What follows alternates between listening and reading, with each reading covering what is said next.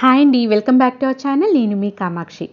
ఇవాళ నేను మీకు అరటి పువ్వుతో కూర ఎలా తయారు చేసుకోవాలనేది చూపిపోతున్నాను. అండ్ అరటి పువ్వుని ఫస్ట్ టైం చేస్తున్న వాళ్ళు తీసుకోవాల్సిన జాగ్రత్తలు ఏంటో మనం ఈరోజు తెలుసుకోబోతున్నామండి. ఈ అరటి పూత కూరని చేదు రాకుండా ఎలా తయారు చేసుకోవాలనేది ఈరోజు వీడియోలో మనం చూసేద్దాము. ముందుగా అరటి పువ్వుని తీసుకొని ఈ విధంగా అరటి రేకులని ఒక్కొక్కటి కనుక ఓపెన్ చేసినట్లయితే ఇక్కడ పువ్వు అనేది మనకి కనిపిస్తుందండి. ఆ పువ్వుని మనం కలెక్ట్ చేసుకోవాలి. అండ్ అరటి పూతలో ఇవి తీసే ముందు చేతులకి నూనె రాసుకున్నట్లయితే కనూరు రాకుండా ఉంటుంది. మనం అరటికాయని దొండకాయని కట్ చేసేటప్పుడు చేతికి కనూరు వస్తుంది కదా, ఆ విధంగా ఉంటుంది. కాబట్టి ఆయిల్ అప్లై చేసుకోండి హ్యాండ్స్కి. ఇప్పుడు ఇలా 1 బై 1 రేకులు ఓపెన్ చేస్తే ఇక్కడ పువ్వు అనేది మనకు కనిపిస్తుంది కదా, వాటిల్ని మనం కలెక్ట్ చేసుకోవాలి. ఇలా ఒక్కొక్క రేకుని ఓపెన్ చేసుకుంటూ పువ్వుని మనం తీసుకోవాలి. ఇలా చూస్తున్నారు కదా, వీటిల్ని మనం కలెక్ట్ చేసుకొని తీసుకోవాలి. ఇలా 1 బై 1 ఓపెన్ చేసుకుంటూ తీసుకొని ఫైనల్ ఎండింగ్ వరకు మనం ఈ విధంగానే ఒక్కొక్కటి ఓపెన్ చేసుకుంటూ తీసుకోవాలి. అండ్ లాస్ట్ మనము ఓపెన్ చేసేటప్పుడు అక్కడ కనూరు అనేది ఉంటుందండి, బాగా చేతులు జిడ్డు జిడ్డుగా అవుతాయి. కాబట్టి చేతికి ఆయిల్ అప్లై చేసుకొని ఓపెన్ చేస్తే మంచిది. సో ఈ విధంగా అంతా తీసేసుకున్న తర్వాత మనం పువ్వుని తర్వాత మీకు నెక్స్ట్ ప్రాసెస్ ఏంటో చూపిస్తాను. ఇలా అన్నీ కలెక్ట్ చేసేసుకున్నాం కదా, ఫైనల్ దాకా ఈ విధంగానే ఓపెన్ చేసుకోవాలి. సో ఎడ్జ్లో ఉన్నవి కూడా మనకి ఈ కర్రీ కొంచెమే అవుతుందండి ఈ కూరని. బట్ ఫస్ట్ టైం ప్రిపేర్ చేసుకోవాలి అనుకున్న వాళ్ళకి అన్ని వివరంగా చెప్తున్నాను. ఈ కూర మనకి తక్కువ క్వాంటిటీ వస్తుందన్నమాట. మీకు కొంచెం ఒక 4 మెంబర్స్ కావాలనుకోండి, అట్లీస్ట్ ఒక 3 పువ్వులైనా తీసుకోవాలి. 1 మెంబర్కి ఇప్పుడు నేను తీసుకున్నది వచ్చేసి ఒక ఇద్దరికి సరిపోతుంది. అది కూడా కొంచెం కొంచెంగానే సరిపోతుందన్నమాట. అరటి పువ్వుతో ఫస్ట్ టైం చేసే వాళ్ళకి ఇవి తెలియదు కాబట్టి నేను ఈ ఇన్ఫర్మేషన్ మొత్తం ఇస్తున్నాను. సో ఇలా అంతా కలెక్ట్ చేసేసుకుంటున్నాను అనమాట. మొత్తము ఇలా ఎండింగ్ దాకా మనకి ఎంత పువ్వు వస్తుందో అంతవరకు తీసేసుకోవాలి. ఇలా అంతా తీసేసుకున్న తర్వాత సో లాస్ట్ ఫైనల్ ఇలా కంకిలాగా ఉంటుంది కదండి, ఇంతవరకే ఉంటుంది. సో నేను ఇవి వదిలేసాను అనమాట. ఈ లాస్ట్లో ఇవి ఇంతవరకే తీసుకుంటే సరిపోతుంది.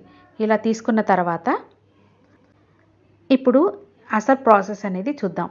ఇలా ఒకటి పువ్వు తీసుకొని ఫ్లవర్ని మనం ఇట్లా ఓపెన్ చేసినట్లయితే ఇక్కడ మనకి పుప్పొడిలాగా ఒకటి ఉంది. సో అది తీసేసుకోవాలన్నమాట. ఆ పుప్పొడిలాగా ఉన్నది అండ్ నెక్స్ట్ ఇక్కడ చూపిస్తున్నాను కదా ఒక రేకులాగా ఉన్నది, ఈ రెండింటిని మనం తీసేసుకోవాలి. ప్రతి ఒక్క పువ్వులో ఇది కలెక్ట్ చేసుకొని పక్కన పడేయాలి. లేకపోతే ఇదంతా బాగా కట్ చేసేసామనుకోండి, బాగా చేదు వచ్చేసి కూర పాడైపోతుంది. కంపల్సరీ ప్రతి ఒక్క పువ్వులో ఈ రేకుని ఈ పుప్పొడి ఉన్నది తీసేసుకోవాలి. ఇలా తీసేసుకునేదాకా మనకి టైం పడుతుంది. అట్లీస్ట్ నాకైతే 20 మినిట్స్ టైం పట్టింది, కొంచెం కర్రీ కాబట్టి. సో ఎక్కువ కర్రీ అయితే అట్లీస్ట్ మనకు 1 అవర్ అన్న టైం పడుతుంది. ఈ కూర చేయాలనుకున్నప్పుడు ఎవరినైనా హెల్పింగ్ తీసుకోండి. ఒక్కరే మాత్రం ఇది చేయాలంటే చాలా కష్టం అవుతుంది ఎక్కువ క్వాంటిటీలో. ఇది ఒలిచేటప్పుడు క్లీన్ చేసుకునేటప్పుడు ఒక పర్సన్ని పక్కన హెల్పింగ్ తీసుకోండి, అప్పుడు మీకు ఈజీగా అయిపోతుంది. సో ఇలా అన్నీ ఓపెన్ చేసుకొని దాంట్లో ఉన్నవి తీసేసుకోవాలి. సో మీరు గమనించినట్లయితే అందులో ఒకటి రేకులాగా ఉంటుంది, ఒకటి పుప్పొడిలాగా ఉంటుంది. మీకు డిఫరెన్స్ తెలిసిపోతుంది. ఆ రెండింటిని తీసేస్తే చాలు, చేదు మొత్తం పోతుంది. కొత్తగా పెళ్లి చేసుకున్న వాళ్ళకి, ఎవరైనా ఫస్ట్ టైం ఈ అరటిపూత కూరని చేసుకునే వాళ్ళకి ఈజీగా ఉండడం కోసం నేను ఈ వీడియో చేస్తున్నానండి. మోస్ట్లీ తెలిసి ఉండొచ్చు అందరికీ, తెలియని వాళ్ళ కోసం ఈ వీడియో ప్రిపేర్ చేసి చూపిస్తున్నాను. అండ్ ఈ కూర కూడా ఎలా టేస్టీగా చేసుకోవాలనేది ఇప్పుడు చూద్దాం మనము. ఇలాగన్నీ ఓపెన్ చేసేసుకుంటున్నాను ప్రతి ఒక్కటి. ఇప్పుడు నాకు వేస్టేజ్ ఎంత వచ్చింది, అసలు ఎంత వచ్చింది అనేది చూసేద్దాము. నాకు ఇక్కడ 20 మినిట్స్ టైం పట్టింది. ఇదిగోండి, ఇదంతా వేస్టేజ్ అనమాట. ఇవన్నీ తీసేసుకోవాలి. ఇలా రేకులాగా ఉన్నది, పుప్పొడిలాగా ఉన్నది తీసేసుకోవాలి. ఇదంతా నాకు వేస్టేజ్ కింద వచ్చింది. సో చూసారు కదా, నాకు కూర మాత్రం ప్లేట్లో పెట్టాను. ఇప్పుడు వీటిల్ని మనం కట్ చేసుకోవచ్చు.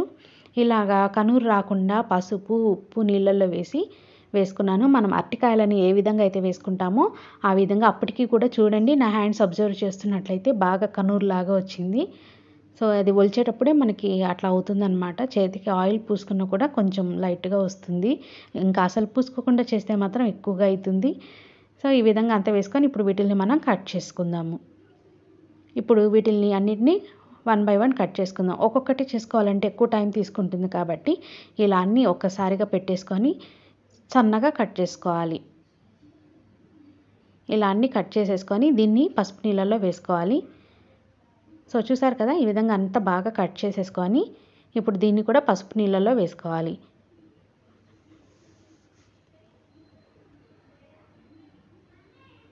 ఇలా అన్నీ కట్ చేసేసుకున్న తర్వాత ఇప్పుడు నేను దీన్ని ఎలా సింపుల్గా కర్రీ ప్రిపేర్ చేసుకోవాలనేది చూపిస్తున్నాను. సో చూసారు కదా, ఇలా పసుపు నీళ్ళలో వేసేసుకొని స్టవ్ పైన ప్యాన్ పెట్టుకొని ఆయిల్ యాడ్ చేసుకొని పోపు గింజలు వేసుకోవాలి. పోపు గింజలు వేసుకున్న తర్వాత అవి వేగిన తర్వాత ఈ కూరని యాడ్ చేసుకోవాలి.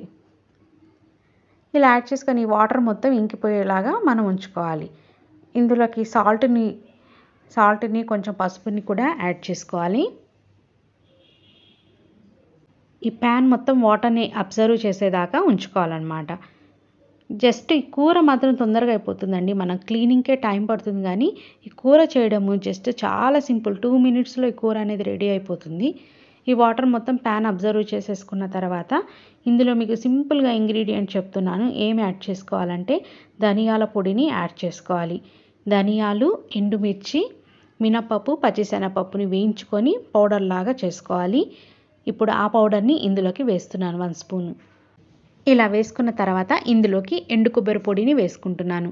మీరు ఎండు కొబ్బరిని కూడా కట్ చేసుకొని ఈ పొడిలో కలిపి వేసేసుకోవచ్చు. వేసుకున్నా పర్లేదు, ఇట్లా డైరెక్ట్గా మనకి డెస్టిలేటెడ్ కోకోనట్ ఉంటుంది కదా, అది కూడా యాడ్ చేసుకున్నా పర్లేదు. చాలా సింపుల్గా టేస్టీగా ఉంటుందండి. ఈ విధంగా ట్రై చేసి చూడండి, మీకైతే డెఫినెట్గా నచ్చుతుంది. ఇందులోకి ఉల్లిపాయలు ఇవన్నీ వేసేదానికంటే కూడా ఈ విధంగా కూర అనేది చాలా టేస్టీగా ఉంటుంది. మీరు తప్పకుండా ట్రై చేసి ఎలా వచ్చిందనేది ఫీడ్బ్యాక్ ఇవ్వండి. ఓకే ఫ్రెండ్స్, నెక్స్ట్ వీడియోతో మీ ముందుకు వస్తాను. అంతవరకు బాయ్ అండి, టేక్ కేర్.